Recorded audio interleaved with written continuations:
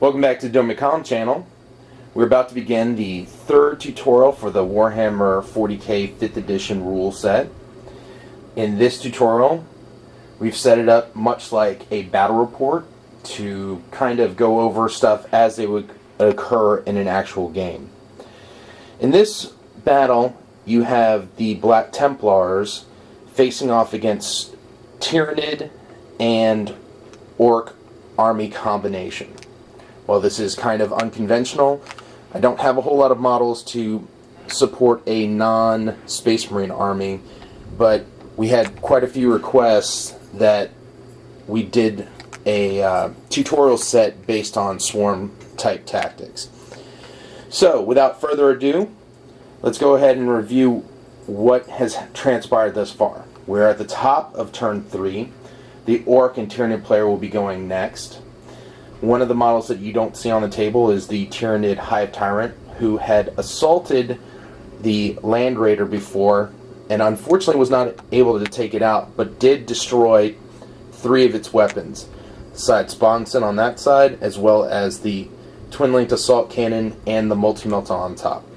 Other casualties include a handful of various orcs from different squads, one of the Gene Stealers that are up on the terrain, as well as one of the Ork Def Coptas.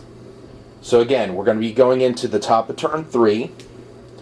But before we dive too far into the tutorial, I'd like to go ahead and review some of the special rules that govern some of the models that are on the table.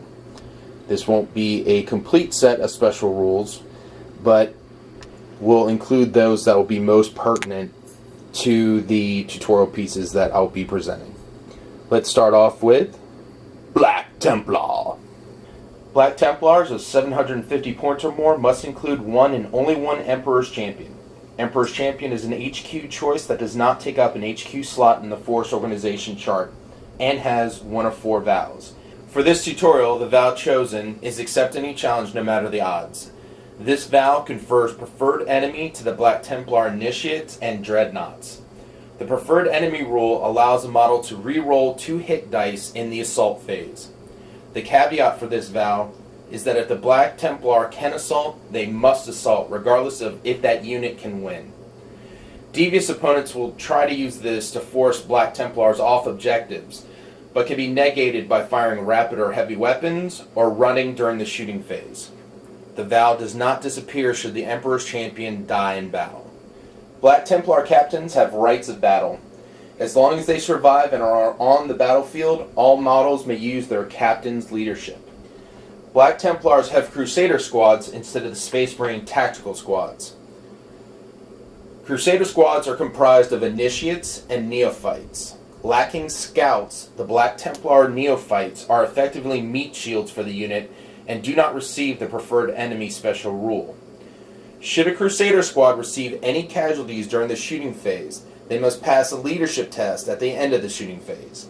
If passed, the Crusader squad may Righteous Zeal or move D6 towards the nearest enemy. Orks. Many Orks have a special rule called Mob Rule.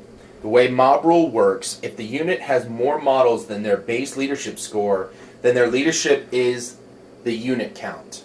When they have 11 or more, the unit is fearless. Many of the Ork units have Furious Charge.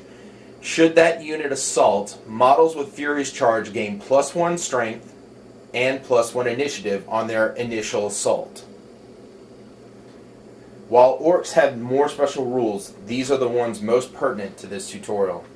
Tyranid. Potentially the most versatile army due to their wide array of biomorphs. Some of the biomorphs that will be useful to this tutorial and included in the models are: the red and blue Gene Stealers have feeder tendrils. This gives them the preferred enemy special rule. The purple metallic Gene Stealers have flesh hooks, which counteract the effects of assaulting in terrain, much like frag grenades. The Gene Stealers in reserve have the Scuttlers biomorph that allow them to outflank or come in from the side table edges. Lastly, Gene Stealers have Rending Claws, which may add to their strength when assaulting vehicles or make their claws auto-wound and AP2 when assaulting troops. Let's take a look at what the mission was for this battle report. They're playing capture and control, and each base is signified by models that look like dogs on both sides. For the Ork Tyranid, this is where their base is located. For the Black Templars, this is their base icon. So again, we're at the top of the third round. The Tyranid and Ork players are about to move, and they've rolled for some reserves, and this unit of Gene Stealers are coming in. So again, the Gene Stealers that are in reserve have the Scholar special rule and must come in from one of the side table edges. So how do you determine which side they're coming in on? On a roll of 1 or 2, the Gene Stealers are coming in from the left table edge. On a roll of 3 or 4, the Gene Stealers are coming in from the right table edge. On a roll of 5 or 6, the Gene Stealer and Ork player get to decide which side they're coming in on. And here's the roll. And they rolled a 4. So, the Gene Stealers are coming in from the right table edge. Let's go ahead and put them into play. As normal, models coming in from table edge can move up to their speed, which in this case is 6 inches for the Gene Stealers. Now we're going to go through and allow the Gene Stealer and Ork player to go ahead and do their movement phase, and we'll come back at the conclusion of their movement phase. This is how the board looks at the conclusion of the Ork Tyranid movement. Again, the reserves came in. They look to be assaulting the Rhino when the assault phase comes about.